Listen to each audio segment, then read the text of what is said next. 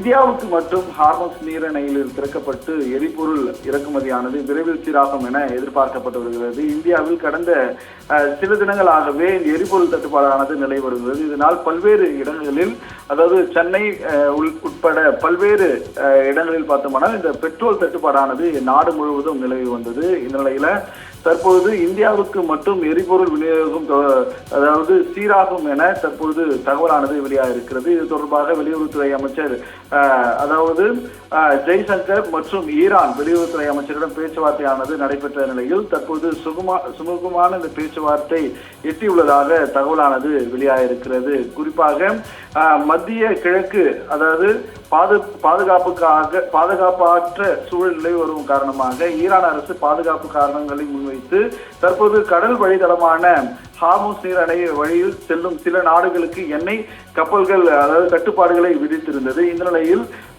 தற்போது உலகின் மிக முக்கியமான எண்ணெயை கடல் தளமாக கொண்டிருக்கக்கூடிய இந்த பாதையில் வடகுடா நாடுகளில் இருக்கக்கூடிய சவுதி அரேபியா, குவைத், ஐக்கிய அரபு நாடுகள் உள்ளிட்ட நாடுகளுக்கு இந்த எண்ணெய் கப்பல்கள் பெரும்பாலானோர் இந்த பாதையில் வழியாகத்தான் இயக்கப்பட்டு வருகிறது. இந்த நிலையில் கடந்த அதாவது கட்டுப்பாடு காரணமாக இந்தியாவை நோக்கி வரும் சில எண்ணெய் கப்பல்கள் தாமதம் அடைந்து உள்ளதால் இந்தியா முழுவதுமாக இந்த எரிபொருள் தட்டுப்பாடுமானது தொடர்ந்து நிலவி வந்த காரணமானது ஈடுபட்டுள்ளது. இது தொடர்பாக இந்தியா வெளியுறவுத்துறை அமைச்சர் ஜெய்சங்கர் மற்றும் ஈரான் வெளியுறவுத்துறை அமைச்சர் அபுஸ் ஹக்ரிச்சி இடையே பேச்சுவார்த்தையானது நடைபெற்று வந்தது.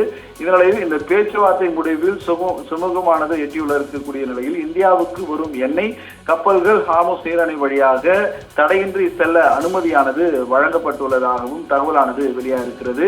இதனால் இந்தியாவுக்கு இனி இந்த எரிபொருள் தட்டுப்பாடானது நிலவாது. பெட்ரோல், டீசல், எல்பிஜி, சிஎன்ஜி உள்ளிட்ட அதாவது எரிபொருள் தட்டுப்பாடு இன்றி வாகன ஓட்டிகள் மற்றும் இல்லத்தரசிகள் பல இடங்களில் இந்த எரிபொருள் தட்டுப்பாடு காரணமாக ஹோட்டல்களானது மூடப்பட்டிருந்த நிலையில், அதே போல இந்த கார் மற்றும் எல்பிஜி கேஸ் தட்டுப்பாடானது தொடர்ந்து நிலவி வந்ததால் போக்குவரத்து அதாவது குறைவும் மற்றும் ஏற்பட்டிருந்த நிலையில் தற்பொழுது எரிபொருள் தட்டுப்பாடு இனி இந்தியாவுக்கு இராது எனவும் தற்போது தகவலானது வெளியாக இருக்கிறது.